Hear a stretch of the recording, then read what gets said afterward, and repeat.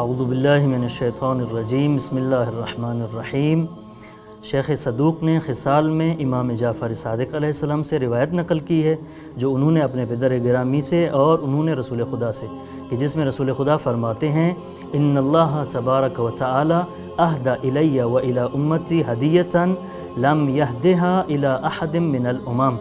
کہ جس میں رسول گرامی اسلام فرماتے ہیں کہ اللہ تعالیٰ نے مجھے اور میری امت کو ایسا ہدیہ دیا ہے، ایسا تحفہ دیا ہے جو مجھ سے پہلے کسی امت کو وہ تحفہ عطا نہیں کیا۔ تو رسول خدا سے پوچھا گیا کہ وہ کیا ہے، تو رسول نے ارشاد فرمایا کہ وہ ہے الافطار فی السفر والتقصیر فی الصلاۃ، کہ سفر میں روزہ نہ رکھنا اور سفر میں نماز کو قصر کرنا۔ اور اس کے بعد ایک عظیم جملہ ارشاد فرمایا، عزیزان گرامی، ہدیہ جو کوئی بھی دیتا ہے وہ محبت، پیار،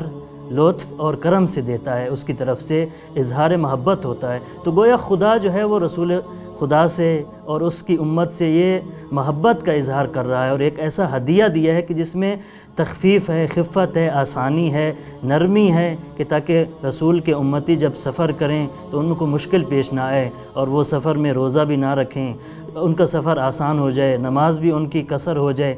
تو اس کے بعد رسول نے ایک ایسا جملہ ارشاد فرمایا، کہا کہ